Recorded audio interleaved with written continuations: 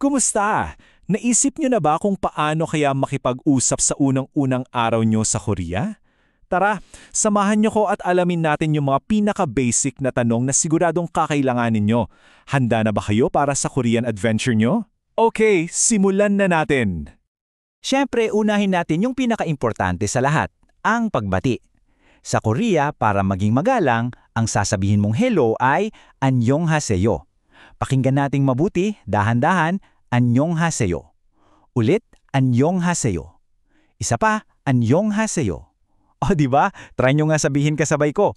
Ang galing! So eto yung magiging plano natin. Una, magpa-practice tayo ng mga totoong usapan. Tapos, sisilipin natin yung mga sikreto ng Korean grammar. At syempre, sa huli, magre-review tayo para siguradong tandaan nyo lahat. Okay, imagine to. Unang araw mo sa Korea. Kararating mo lang sa bago mong office o kaya dorm. Ang daming bagong lugar. Paano ka ngayon magtatanong kung nasaan ang mga bagay-bagay? Sige, subukan nating magtanong. Kung gusto mong itanong kung ito po ba yung opisina, ganito ang sasabihin mo. Yogiga samushil입니까? Ulitin natin ng mas mabagal. Yogiga samushil입니까? Isa pang beses. Yogiga samushil입니까? Tapos kung oo ang sagot, 네, 사무실입니다. Pakinggan ulit. 네, 사무실입니다. At isa pa, 네, 사무실입니다. Galing! Ngayon, paano naman kung hinahanap mo yung restroom? Ang itatanong mo ay, 화장실이 어디입니까? Sige, try natin. 화장실이 어디입니까? Ulitin. 화장실이 어디입니까? Yung 어디, yan yung magic word para sa saan. Ang sagot naman kung medyo malayo at tinuturo nila ay 저기입니다. Ulitin natin. 저기입니다. Isa pa. 저기입니다. Ang ibig sabihin niyan, ayon, doon. Ayun, ang galing! Ngayong alam mo na kung paano magtanong ng direksyon, alamin naman natin kung paano magtanong tungkol sa mga gamit sa paligid mo. Ito, isa sa mga pinaka-useful na tanong, promise. Ige, 뭐예요? Ulitin natin ha. Ige, 뭐예요? Isa pa. Ige, 뭐예요? Ang ibig sabihin yan, ano to? Halimbawa, ang sagot ay passport, sasabihin mo naman, 여권이에요.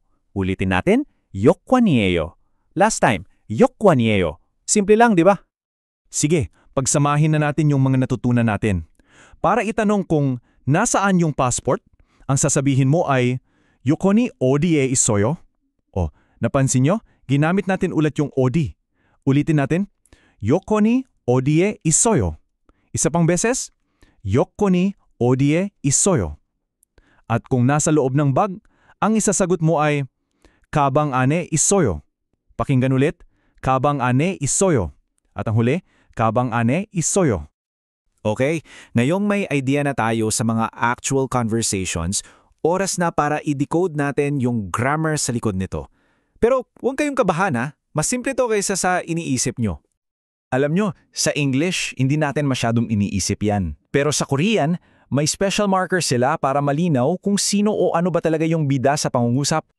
Ito na sila, ang I at ga. Ang tawag sa kanila ay subject particles. Parang maliliit na signpost yan na idinidikit mo sa dulo ng isang noun para sabihing, hey, ito yung subject. So pag sinabi mong samushiri, yung I ang nagsasabi na yung opisina ang pinag-uusapan natin.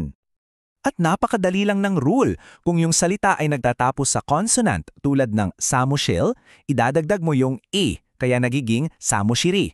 Pero kung nagtatapos naman sa vowel tulad ng yogi, idadagdag mo yung ka, kaya nagiging yogiga. Ang talino, di ba?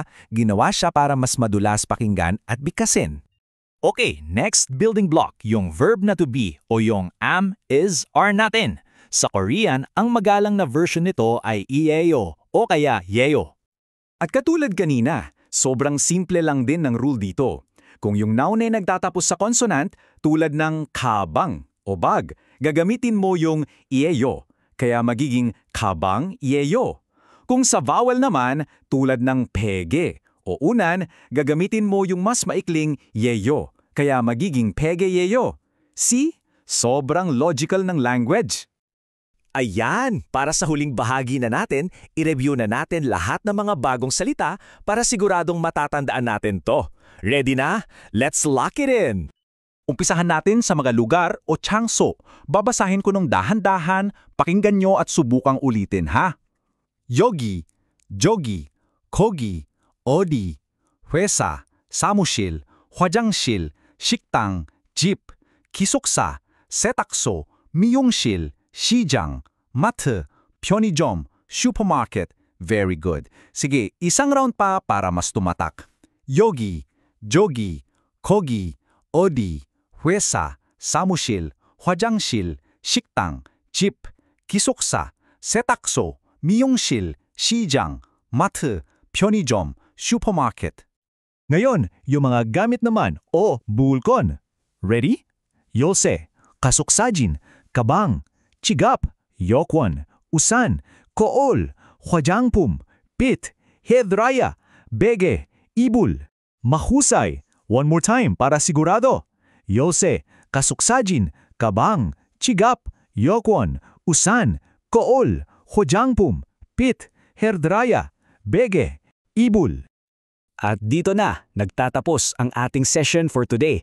Maraming salamat sa pagsama nyo sa akin. At bilang paalam, sabihin nating, Daomi tumanayo. Isa pa, Daomi tumanayo. At sa huling pagkakataon, Daomi tumanayo. Ang ibig sabihin yan, see you next time. Hanggang sa muli.